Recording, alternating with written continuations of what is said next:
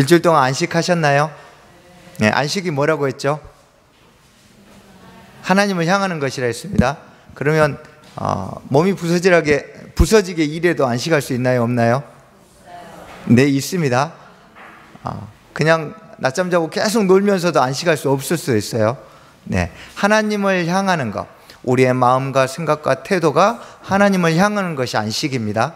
그래서 내가 일을 얼마나 많이 하냐 적게 하느냐가 아니라 내가 지금 하나님을 향한 태도로 일하고 생활하고 기도하고 가정에 임하고 있는지를 생각해 보시고, 내가 하나님을 향하지 않고 있다면 이거에 방해된 일을 줄이는 겁니다.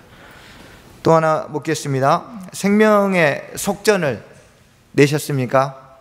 생명의 속전, 이미 예수 그리스도께서 고린도전서 6장 20절에서 값으로 산 것이 되었으니 우리는 이미 다 지불되었습니다. 그러므로 우리의 주인 대신 우리 예수님께 우리의 삶을 의탁하는 것, 이것이 생명의 속전을 매일 지불하는 하고 감사함으로 사는 삶입니다. 자, 이렇게 안식과 또 생명의 속전을 내는 것, 그리고 제사장을 준비하는 것까지 해서 한 달 전부터 시작한 과정이 보름 동안 이 세 가지가 준비되고 나면, 그 다음 이제 니산월 1일 6월절 15일 전부터는, 2주 전부터는 또 다른 일들을 준비합니다. 첫 번째가 대로를 정비하는 건데요, 우리 말씀 같이 한번 읽겠습니다. 시작. 첫째 달 열 나흘날 저녁은 여호와의 유월절이요. 예, 대로를 정비하는데요, 이 예루살렘으로 올라오는 순례길들이 있습니다. 예전에는 세 개의 길로 왔어요. 지중해 해안길로, 그리고 족장들의 길인 산지길로, 그리고 요단 동편 쪽으로 해가지고 돌아오는 길이 있었는데, 사마리아와 서로 이제 상종도 하지 않을 정도로 사이가 나빠지면서 가운데 길은 결국 멈춰졌고 갈 수가 없게 됐고, 왼쪽 길과 오른쪽 길, 근데 주로 오른쪽 요단 동편을 많이 이용했습니다. 그래서 늘 올라오는 길들이 있어요. 각 지역마다 올라와서 합류해서 예루살렘까지 올라오는 길들이 정해져 있습니다. 그래서 그 길들을 쭉 정비를 하는데 성전에서 도로 정비사들을 보냅니다. 그래서 이 정비사들이 주로 하는 일이, 일단 우물을 다 새롭게 물을 다 빼고 새 우물물이 나게 만들어요. 왜냐하면 동물 사체가 들어갔을 수도 있고, 또 알지 못하는 부정한 새가 앉았을 수도 있고 해서 모든 것들을 다 예방하기 위해서 아예 샘물을 싹, 그리고 너무 부정해서 도대체 안 되겠다 그러면 우물을 덮어버리고 새로 우물을 팝니다. 그리고 또 길을 보수하고 특별히 무덤 및 부정한 곳들에 회치를 합니다. 보시면 잘 보이시는지 모르겠는데요, 이게 이제 이렇게 우물도 정비하고 도로를 한 100명이 한 무리가 돼서 올라옵니다. 그러니까 굉장히 많은 사람들이 올라오기 때문에 길들을 이렇게 패이거나 이렇지 않도록 보수하고, 여기 지금 보시면 평토장화 무덤, 크게 지금 이거는 이 천연 석회암 동굴을 사람이 다 파가지고 이렇게 동굴 무덤을 만들어 놓은 건데요, 이스라엘은 장례식을 2번 합니다. 돌아가시면 먼저 1차 장례를 치르고 살이 다 썩으면 그때 뼈를 다시 드러내서 이거를 조상들에게로 돌아간다 할 때 그 표현이 조상들의 뼈가 담겨있는 항아리가 있어요. 가족묘를 다 쓰거든요.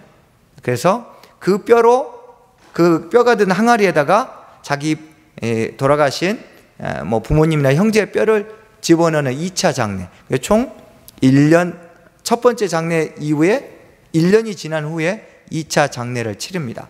그런데 돈이 좀 있는 사람들은 이렇게 무덤을 사거나 사람을 써서 파가지고 하는데, 돈이 없는 사람들은 이 비싼 무덤을 어떻게 구해요? 그래서 1년 후에 파내야 되니까 깊이 파내지 않고 이런 길 옆에 나무 밑이나 이런 데에서 땅을 파는데요, 딱 30cm만 팝니다. 그래서 30cm를 파가지고 시체를 그대로 염한 상태에서 넣고 흙을 한 5cm 정도 덮어놔요. 왜요? 또 파야 되니까. 1년 후에 또 파서 2차 장례를 쳐야 되니까. 그러니까 이제 바람이 불고 좀 비가 오면 어떻게 되죠? 뼈가 다 밖으로 이렇게 드러나죠. 근데 이 뼈에 모르고 손을 짚거나 앉아서 엉덩이에 묻었어요. 그럼 어떻게 되죠? 7일 동안 부정합니다. 그러면 유월절 만찬에 참여할 수가 없어요. 유월절 만찬에 참여하지 않는 자는 총회에서 추방입니다. 죽는 겁니다. 그러니까 이게 얼마나 중요한지 몰라요. 그래서 아주 사전에 굉장히 아주 조심조심해서 아주 세밀하게, 그래서 야영지도 특별히 정해놓은 지역에만 야영하게 되어 있습니다. 자, 이렇게 쭉 정비를 하는데 예수님이 이런 배경을 잘 알고 있는 사람들에게 한 말씀 하셨습니다. 마태복음 23장 7절 말씀인데 우리 한번 찾아볼까요? 마태복음 23장 27절인데요. 7절로 되어 있네요.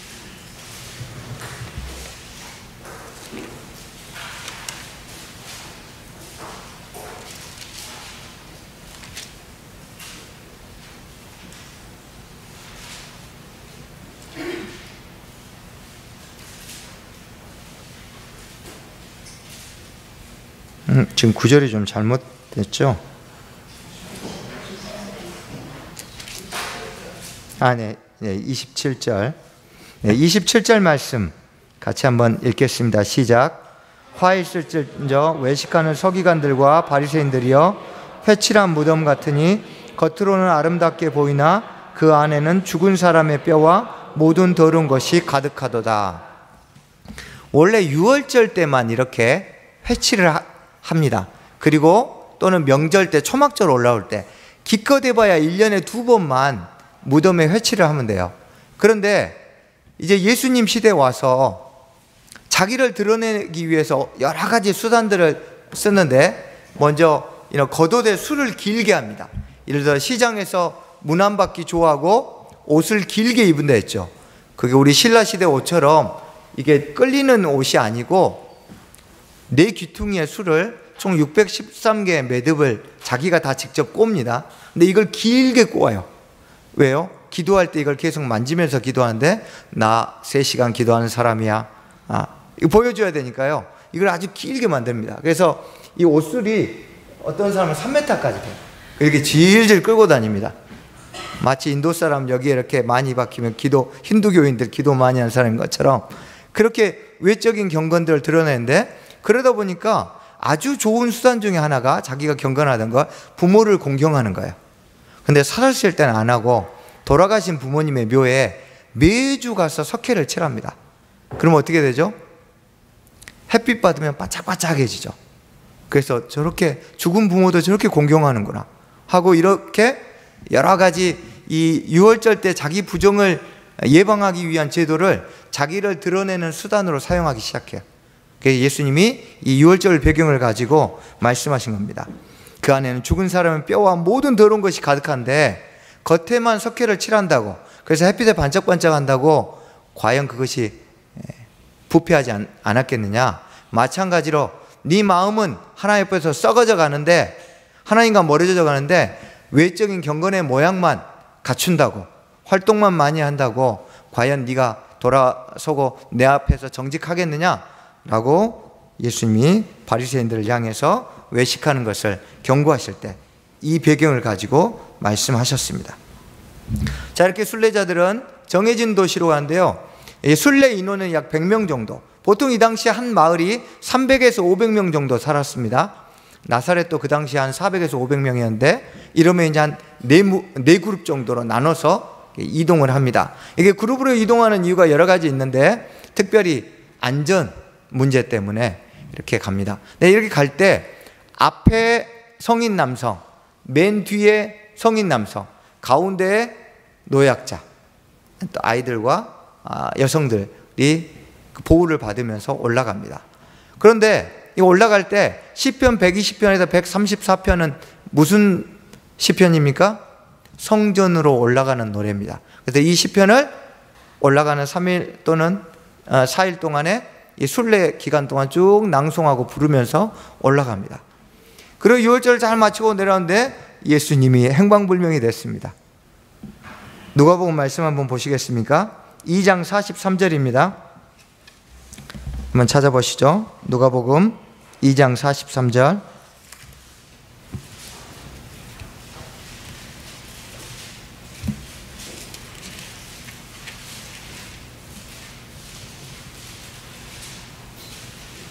누가복음 2장 43절 45절인데요. 우리 같이 한번 읽겠습니다. 시작. 그 날들을 마치고 돌아갈 때 아이 예수는 예루살렘에 머무셨더라. 그 부모는 이를 알지 못하고 동행 중에 있는 줄로 생각하고 하룻길을 간 후 친족과 아는 자 중에서 찾되 만나지 못하며 찾으면서 예루살렘에 돌아갔더니, 너무 무관심한 거 아닙니까? 아이를 하루 동안 방치하고. 있을 수 없는 일이죠. 근데 왜 이런 일이 발생했을까요? 올라올 때는 예수님이 어디에 있었을까요? 아직 성인식을 안 했으니까 가운데 있었겠죠. 그런데 이제 이 6월절 전에 율법의 아들이라는 코스가 있어서 12살 된 사람들은 랍비들에게 시험을 받고 통과하면 이제 성인이 됩니다. 돌아올 때는 예수님이 성인이 됐어요. 어디에 있을까요?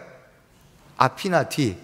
그러니까 요셉은 앞에 가고 있으면 어디 뒤에 있겠거니 하고, 마리아는 자기 아빠하고 있겠지, 이렇게 생각했겠죠. 그러니까 서로 전혀 신경을 안 쓰고 하룻길을 가다가 이제 야영할 때 도착해 보니까 아이가 없는 걸 발견한 거예요.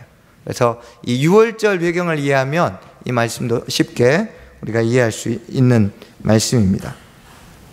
이렇게 성전으로 올라가는 동안 곳곳을 정비하고 또 회칠하고, 그리고 여러 가지 부정한 것으로부터 자기를 지키기 위해서 정해진 도시, 정해진 곳에서 야영을 하고 철저하게 부정한 것들 접촉하지 않도록 주의를 했었습니다. 그 다음에 이제 6월절 제물을 준비하는데, 이 당시 예루살렘에 올라오는 인원들이 어마어마했습니다. 이 이스라엘 전체 면적이 우리나라 경상남북도를 합친 거하고 비슷합니다. 그러니까 예루살렘은요, 가보신 분들 알겠지만 조그만 산동네예요. 근데 여기에 170만 명이 모이니 오죽하겠습니까? 대전 인구보다 좀 못된 인구가 갑자기 이 짧은 기간 안에 모이니까 어마어마한 인원이 모이겠죠. 그런데 반경 30km 안에 있는 사람들은 자기 가축을 직접 들고 가지만, 반경 30km 밖에 있는 사람들은 자기 집에 가축을 고른 다음에 이걸 팔아서 돈을 들고 갑니다. 그럼 당연히 예루살렘 주변에 가면 자기가 갖고 있는 돈으로 양을 사야겠죠. 그러면 엄청나게 많은 이 가축 제물이 필요합니다. 그래서 산헤드린 공의회와 왕이 이 주변 지역에 명령을 합니다. 특별히 이 양과 염소 등 이런 가축들을 전문적으로 키우는 사람들을 선택해서 전령을 보내서 몇 월 며칠까지, 특히 4일 전까지, 6월절 4일 전까지 다 성전에 가지고 와서 팔라고 명합니다. 그러면 어떤 사람들, 아니 저 이번에 못 팔아요. 그럼 어떻게 되죠? 네, 가차 없습니다. 무조건 전령이 가서 체벌합니다. 때리고 심할 경우는 재산을 몰수합니다. 그 정도로 성전법이 무섭습니다. 그래서 이 170만 명이 되는 디아스포라 유대인들이 모여서 하나님께 예물을 드려야 하기 때문에 굉장히 많은 제물들이 이곳에서 소비되기 때문에 2주 전부터 이런 제물들을 잘 준비합니다. 아그리빠 왕, 바울이 활동했던 시대 이스라엘 왕이었던 아그리빠 왕 때 실제 한번 양을 다 숫자를 세봤어요. 17만 마리의 양을 잡았습니다. 이게 6월절 양 제물만 17만 마리입니다. 다른 제물은 말고. 그러니까 완전히 피냄새로 진동했겠죠. 그래서 이만큼 굉장히 많은 제물들을 준비했고, 특별히 이제 30km 안에 있는 사람들은 제물을 세척해야 되는데 예루살렘 성이 산 위에 있으니까 물이 부족하잖아요. 그래서 올 때 기드론 시내가를 다 통과해서 양들을 자동 세척해서 옵니다. 그래서 성전으로 쭉 올라와요. 그런데 문제는 제물 가격이 급등할 수가 있습니다. 그래서 이것을 엄격하게 규제해서 절대 평상시와 제물의 가격이 차이가 없도록 산헤드린 공의회에서 철저하게 통제합니다. 이것도 부당이익을 취하면 체벌하고 재산을 몰수하게 되어 있습니다. 그래서 하나님 앞에 나오는 유월절에 뭔가 이득을 취하거나 자신의 유익을 구하는 것에 대해서 엄격합니다. 우리의 삶도 마찬가지입니다. 우리가 은근히 하나님을 빌려서 뭔가 좀 유익을 누려보려고 하는 심보들이 우리 안에 많이 작동합니다. 물론 이게 나쁜 건 아니지만 어떨 때는 하나님이 기뻐하시지 않는 일임에도 불구하고 하나님의 이름을 빗대어서 뭔가 내 유익을 추구하는 일이 우리의 삶을 제대로 된 유월절, 제대로 하나님 앞에 나가지 못하게 방해하는 경우가 있습니다. 철저하게 하나님 앞에 나가는 유월절에는 자기의 모든 사익과 욕심들을 내려놓고 그 하나님 기쁨의 축제에 참여하고 섬길 수 있도록 그렇게 산대된 공의에서 잘 검사하고 준비시켰습니다. 우리의 삶에도 교회에서 내가 뭔가 섬기거나 또는 삶에서 살아갈 때 이것이 비록 내게 유익이 되지 않더라도 공동체와 또 하나님 앞에 온전하게 기쁨으로 받아진다면 우리가 넉넉히 우리 자신을 내어드리는 그런 사람이 되었으면 좋겠습니다. 자, 이렇게 순례자들이 이제 몰리면 재물 가격만 올라가는 것이 아니고 또 하나 숙박비가 급등합니다. 당연하겠죠. 엄청난 숙박비가 필요하겠죠. 예루살렘 집은 한정이 돼 있는데, 그래서 이제 이 숙박료가 상승되는 것은 이 부작용이 발생하기 때문에 공의회에서 이 지역을 케주사, 거룩한 지역으로 선포합니다. 그러면 선포하는 그 즉시 예루살렘은 절대 숙박비를 받을 수가 없습니다. 그러면 이제 이 지역, 거룩한 지역으로 선포가 되면 집주인들이 하는 행동이 있는데 하얀 수건들을 대문 위에다 걸어 놓습니다. 우리 집에 방이 5개면 하얀 수건을 5개 걸어 놓습니다. 그러면 한 사람이 와서 나 이 방 하나 좀 주십시오 해서 들어가요. 그럼 수건을 하나씩 빼죠. 그래서 수건이 걸려 있는 것은 방이 비어 있는 거예요. 그래서 사람들이 들어올 때마다 수건을 그렇게 치웁니다.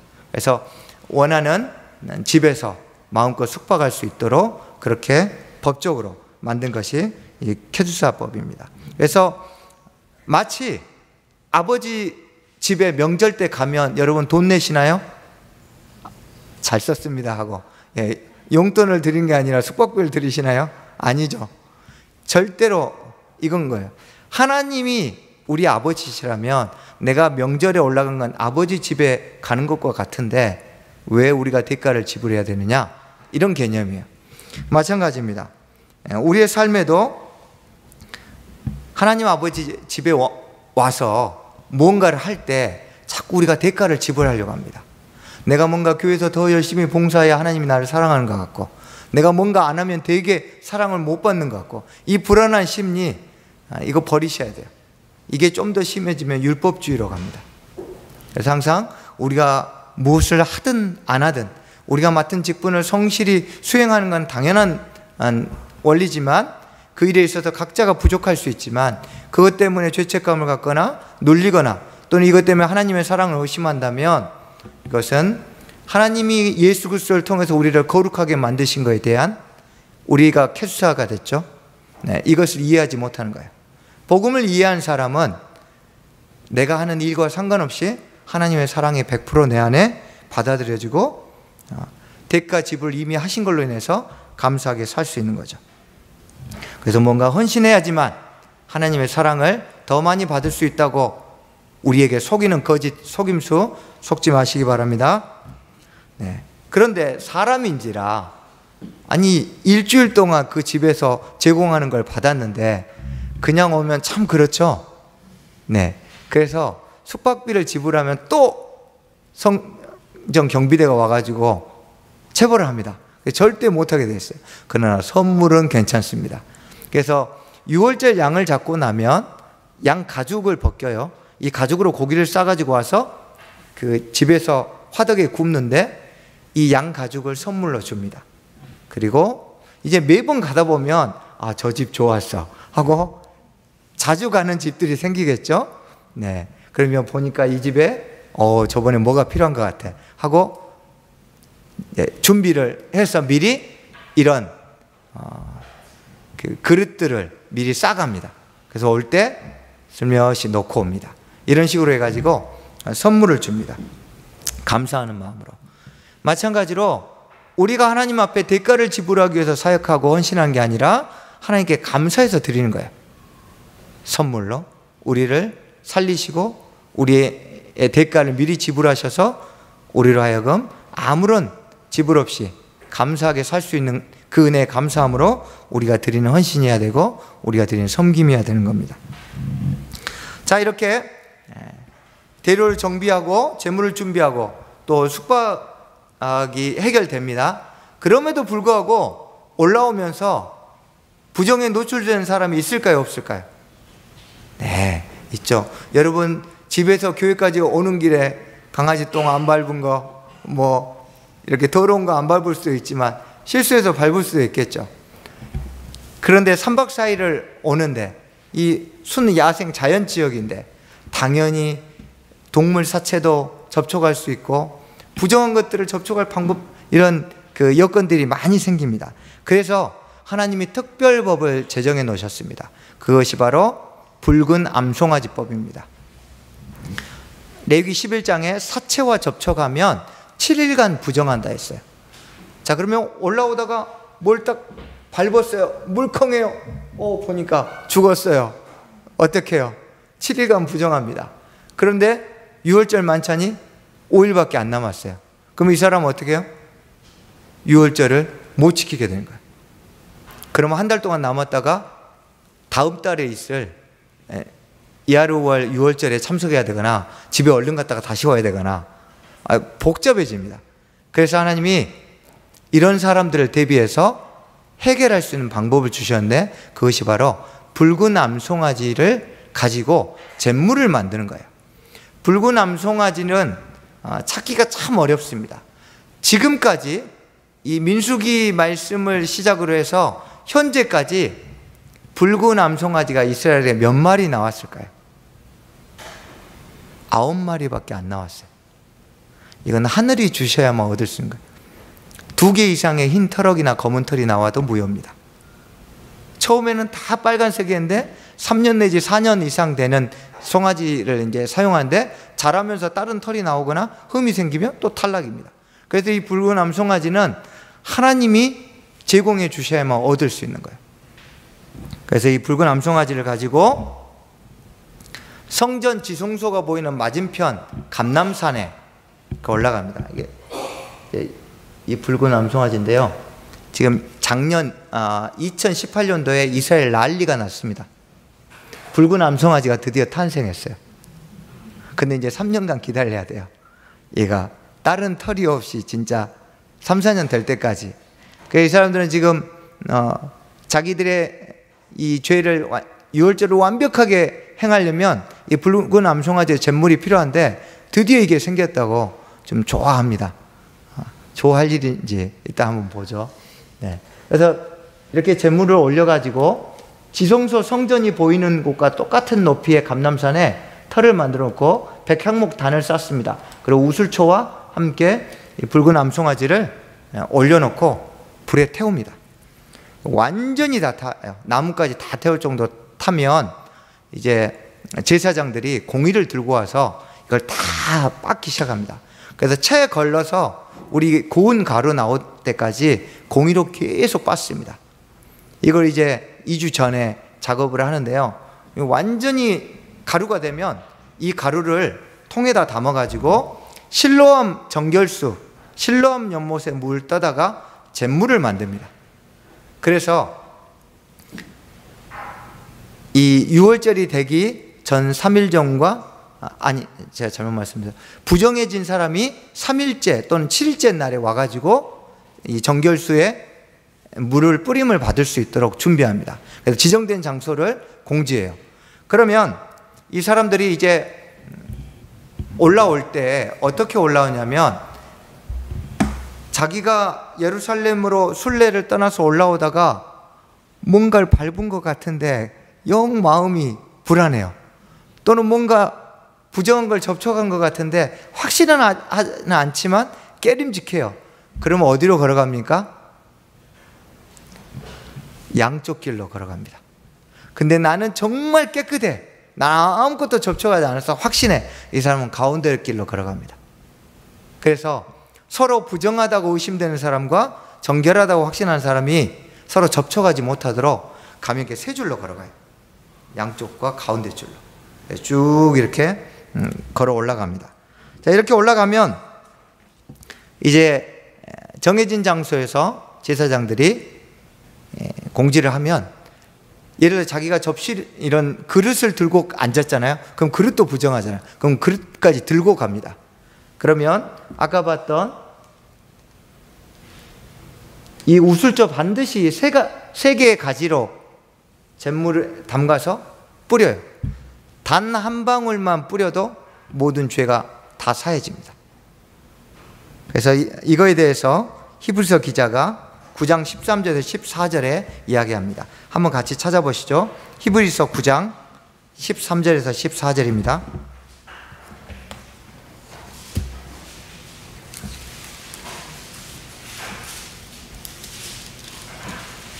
히브리서 9장 13절에서 14절입니다.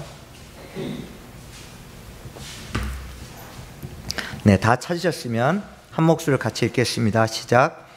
염소와 황소의 피와 및 암송아지의 죄를 부정한 자에게 뿌려 그 육체를 정결하게 하여 거룩하게 하거든 하물며 영원하신 성령으로 말미암아 흠없는 자기를 하나님께 드린 그리스도의 피가 어찌 너희 양심을 죽은 행실에서 깨끗하게 하고 살아계신 하나님을 섬기게 하지 못하겠느냐. 13절에 나오는 암송아지의 죄, 이것이 바로 이 붉은 암송아지의 잿물을 의미합니다. 그런데 이 잿물 한 방울만 떨어져도 부정함이 사해지는데, 그래서 하나님 앞에 당당히 나갈 수 있는 권리를, 자격을 얻는데, 그 귀하신 예수 그리스도의 보혈이 왜 우리를 변화시키지 못하느냐는 거예요. 왜 예수 그리스도의 보혈의 능력을 의지하며 사는 사람들의 삶이 보혈의 능력과 상관없는 삶을 사느냐고 히브리서 기자는 이야기하는 거예요. 둘 중에 하나인 거죠. 보혈의 능력이 가짜이든지 아니면 우리가 진짜 그 보혈의 능력을 의지하지 않고 살든지. 그래서 이 붉은 암송아지의 잿물은 결국 우리에겐 예수 그리스도의 보혈을 상징합니다. 이 잿물은 한번 만들어 놓으면 기한이 없어요. 유통기한이 없습니다. 그래서 이 잿물을 다 쓸 때까지 계속 써요. 그래서 평소에는 번제단이 경사로인데 경사로 밑에다가 이 잿물통을 넣어 놓습니다. 그리고 절기가 되면 꺼내서 또 사용합니다. 민수기 때 모세에 의해서 제정된 이 붉은 암송아지법을 통해서 시작된 이게 우리가 지금 읽고 있는 우리가 말씀 듣고 있는 에스라서 제2성전이 재건할 때까지 이 기간 동안 딱 8번 만들었습니다. 그리고 제2성전이 재건된 이후에 또 한 번 만들었습니다. 그리고 지금까지 붉은 암송아지가 한 번도 나타나지 않습니다. 왜 안 나타날까요? 아멘. 예수 그리스도가 오셨는데 붉은 암송아지가 필요 없죠. 그래서 지금 이스라엘에서는 10번째 붉은 암송아지가 나타나면 이걸 가지고 붉은 암송아지 잿물을 만들어서 온전한 유월절을 드리고 그때서야 비로소 성전을 수복할 때다라고 지금 막 벼르고 있습니다. 근데 과연 이것이 가능할까요? 그 어떤 것도 예수 그리스도의 보혈의 능력과 비교할 수 없죠. 이미 예수 그리스도께서 오셔서 십자가 지신 그 순간 붉은 암송아지의 효력은 이미 다 소용없게 되었습니다. 우리의 삶에 죄짓고 회개하고 또 죄짓고 회개하는 삶이 참 힘들 때가 많습니다. 왜 이렇게 살까? 왜 이럴까? 근데 여러분, 이게 기독교의 비밀이라는 거 아십니까? 복음의 비밀은 우리가 죄를 얼마나 안 짓느냐가 아니라 우리가 넘어졌을 때 다시 어디로? 십자가로 가느냐 아니냐. 십자가로 가서 다시 일어서는 것, 이것이 복음의 비밀. 이게 십자가 보혈에 감춰진 비밀인데 자꾸 사단은 죄를 덜 짓는 쪽으로 몰아갑니다. 당연히 우리가 성화를 해서 죄를 덜 지어야죠. 그러나 우리의 삶의 본질은 내가 얼마나 십자가 앞으로 매일 나아가느냐의 싸움이지, 십자가에 나아가려고 하다 보니까 죄를 미워하는 것이지, 우리가 죄와 싸워서 승리하는 것, 그것은 십자가 빠진 채는 상상할 수 없는 거죠. 그러므로 죄가 우리의 의지와 노력으로 안 된다는 것, 내가 진짜 십자가 아니면 이 내 죄성을 해결할 수 없는 존재라는 걸 깨닫는 것, 이것이 예수 그리스도의 십자가의 보혈을 의지하며 사는 삶입니다. 이게 되지 않으면 우리는 여전히 불구남 송아지를 추구하며 사는 삶을 살고 있는 거예요. 신약 시대에도. 다음으로 6월절 4일 전에 이제 제물들을 판별하는데, 이 4일 전에 양문 곁에서 가축 시장이 형성됩니다. 왕이라도 반드시 줄을 서야 돼요. 그래서 제물을 줄을 서서 구입해야 됩니다. 흠없고 1년 된 수컷 어린 양을 준비하라고 했습니다. 그런데 이 유대인들의 특징은 무엇입니까? 시간이 지나면 계속 붙입니다. 그래서 원래 흠없고 1년 된 수컷 어린 양 조건이 딱 하나였는데, 모세가 이야기한 것, 예수님 시대 와서 73가지로 늘어났습니다. 그래서 성전에서 이 6월절 때 양의 흠의 유무만을 판결하도록 특별히 훈련을 받습니다. 그래서 성전에서 돈을 주고 고용해서 이 시험을 통과한 사람들이 직접 우시장 앞에, 가축 시장 앞에 가서 가축을 사가지고 오면 검사를 합니다. 73가지 중에 단 한 가지라도 걸리면 어떻게 되죠? 다시 사와, 그렇게 되는 거예요. 그럼 다시 가서 사와야 돼요. 그럴 정도로 아주 철저하게 준비했습니다. 물론 너무 과하게 해서 부작용들이 많았지만 한 가지 배울 점은 무엇입니까? 죄에 대한 민감성, 죄에 대한 경각심, 죄에 대한 기준은 어제보다 오늘이 더 엄격해야 된다는 거예요. 우린 갈수록 자꾸 풀어져요. 이 정도면 되겠지. 내가 그동안 해온 게 얼만데. 아니요. 어제보다 오늘, 오늘보다 내일이 죄에 대해서 훨씬 더 민감하고 엄격해야 됩니다. 죄를 미워하는 것이 하나님을 사랑하는 것이기 때문에. 그래서 우리 삶에도 죄를 판별하는 방법들을 훈련해야 됩니다. 죄의 기준들이 성경적으로 명확하게 분명해져야 합니다. 그래야 우리가 우리의 삶에서 하나님 앞에 온전한 예배자로 6월절 기쁨의 삶을 살 수 있는 겁니다. 오늘 말씀 한번 정리해 보겠습니다. 여러분 삶에 무엇을 정비하고 있습니까? 경건의 모양만 정비하고 있습니까? 아니면 우리의 속사람, 경건의 능력을 정비하고 있습니까? 우리가 어디에 시간을 쏟고 무엇을 정비해야 될지, 실제 우리가 겉을 꾸미고 외적인 모습들을 화려하게 만드는 데는 참 많은 시간과 정성을 쏟지만, 의외로 우리의 마음을 단장하고 우리의 마음을 깨끗하게 해서 예배자로 주님 앞에 거룩하게 서는데 굉장히 많은 시간들을 우리가 사용하지 않고 있어요. 다시 한번 우리의 마음을 정비해야 합니다. 여러분, 새누리를 캐수사 지역으로 예수 그리스도께서 선포하셨고, 저도 이 시간 그 이름으로 선포합니다. 이제 새누리 오면 아버지 품에 온 것처럼, 명절 때 고향 간 것처럼 그렇게 편안해졌으면 좋겠습니다. 네, 지난 우리 새가족 환영회 때 그런 기분 많이 느끼셨다는 이야기들을 들었는데 계속 더 했으면 좋겠어요. 그래서 실제 우리 안에 사람들이 교회 오니까 너무 편하다, 내 마음이 정말 즐겁다 하는 말들이 계속 나올 수 있도록 우리가 서로를 돌아보고 아버지 집에 오는 것처럼 서로를 섬기고 도와주는 그런 거룩한 교회로 계속 기도하고 섬겨나가길 축복합니다. 여러분, 보혈의 능력을 의지하십니까? 보혈의 능력을 의지하는 삶을 살려면 실제 보혈의 능력을 우리 삶에 적용해야 되는데, 그 핵심은 거룩입니다.